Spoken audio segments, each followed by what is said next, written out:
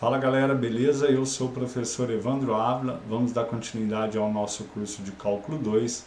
Na aula de hoje, ainda abordando o tópico de sequências e séries, vamos comentar um pouco mais sobre sequências, em especial falar um pouco sobre as sequências monótonas e limitadas. Qualquer dúvida, críticas, sugestões, envie mensagens por e-mail que aparece na tela, nossa página no Instagram ou nosso canal no YouTube. Vamos lá? Antes da gente começar o enfoque principal dessa aula, a gente precisa ter umas noções bem intuitivas aqui sobre algumas ideias.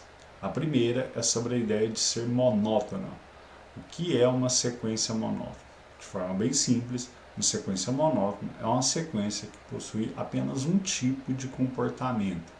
Então, se para todo n o termo da frente é sempre maior que o termo anterior, a gente vai dizer que essa sequência é sempre crescente. Se o termo da frente for sempre menor que o termo anterior, obviamente essa sequência é decrescente. E se os termos são iguais, essa sequência é uma sequência constante.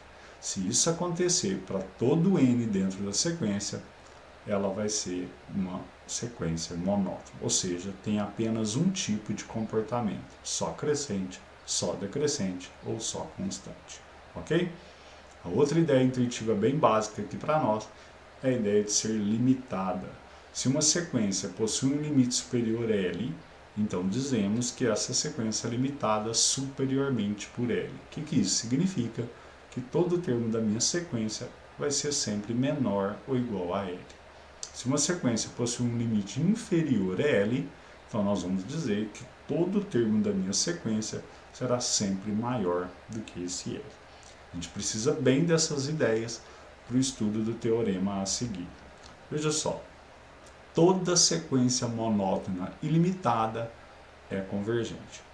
A ideia aqui, pessoal, não é provar esse teorema, mas é tentar discutir com vocês para que vocês tenham essa ideia intuitiva de que é verdade esse teorema. Então veja só, imagina que uma sequência é sempre monótona. Vamos imaginar sempre crescente, limitada superiormente por um valor.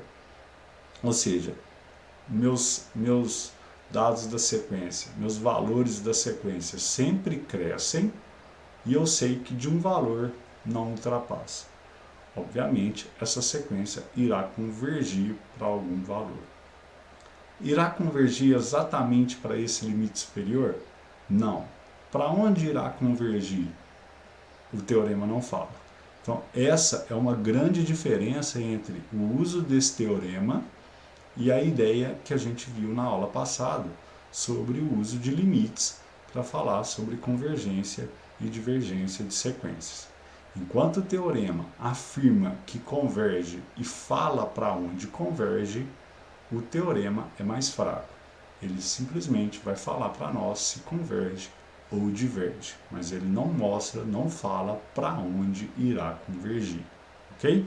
Então, bem simples essa ideia. Ávila, onde que eu posso usar esse teorema?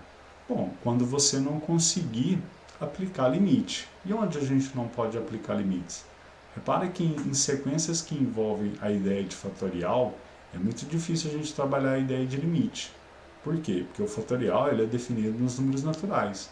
E para a gente trabalhar a ideia de limites, a gente precisa estar dentro dos reais. Então, uma alternativa quando a gente trabalha com sequências envolvendo fatoriais é tentar usar esse teorema. Vamos pegar esse exemplo lá para a gente entender melhor ele. A sequência é 2 elevado a n sobre n fatorial. Se você aplicar limite, você vai ver que vai dar infinito sobre infinito. Aí você vai derivar ambos os lados usando no numerador e denominador usando a regra de L'Hopital. Qual é a derivada de n fatorial? Né? Não é definido. Então, o que a gente vai ter que fazer? Buscar uma alternativa. Qual? O uso do teorema. Então, repare que primeiro eu vou provar que essa sequência é uma sequência decrescente. Como? Eu pego dois termos e vou fazer uma comparação entre eles. Repare que aqui o raciocínio, pessoal, ele é feito meio que de trás para frente. Repare que a última coisa que eu escrevo nesse slide é exatamente AK e o AK mais 1. Eu pego dois termos e vou fazendo o raciocínio de trás para frente. Então, imagine que não tenha o sinal ali, né? E eu estou comparando a K e a K mais 1. Então eu multiplico cruzado, utilizo propriedades do fatorial e propriedades de potência. E a última coisa que eu faria, que eu escreveria, seria falar que K mais 1 é maior ou igual a 2. Feito esse raciocínio, eu reescrevo usando toda a ideia que eu trabalhei, ok? Então, bem simples, a gente consegue mostrar que essa é uma sequência decrescente, tá? Repara que aqui, pessoal, na verdade a gente não demonstra muito que é uma sequência decrescente, até porque a gente teria que usar o processo de indução matemática para provar. Aqui a gente tem uma ideia forte que é uma sequência decrescente, ok? Que é suficiente aqui para nós, tá? Então eu acabei de mostrar para você que essa é uma sequência decrescente. Então, para a gente usar o teorema, eu precisava achar um limite inferior para ela. Repara que é bem simples, já que essa sequência, numerador e denominador, são sempre positivos. Logo, o quociente entre esses valores sempre será positivo. Então, um limite inferior para ela, por exemplo, seria o zero, né? Então, usando o teorema, eu posso provar que essa sequência converge. Converge para zero? Não necessariamente. Converge para onde? O teorema não diz, ok? Apenas o cálculo por limites nos diz para onde irá convergir, ok? Um outro exemplo é um exemplo que eu trabalho a manipulação algébrica, semelhante ao exemplo da letra A, de trás para frente, tá bom? E consigo mostrar para você que essa é uma sequência crescente.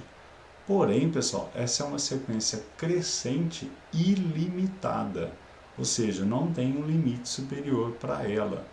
Portanto, obviamente, essa sequência será divergente, já que é uma sequência monótona, porém não limitada, ok?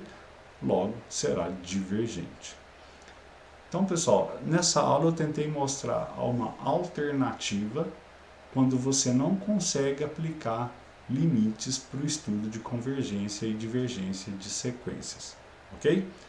Fica sempre evidenciando que o uso de limites garante a convergência e para onde converge, o teorema simplesmente vai falar se converge ou diverge, mas não mostra para onde irá convergir.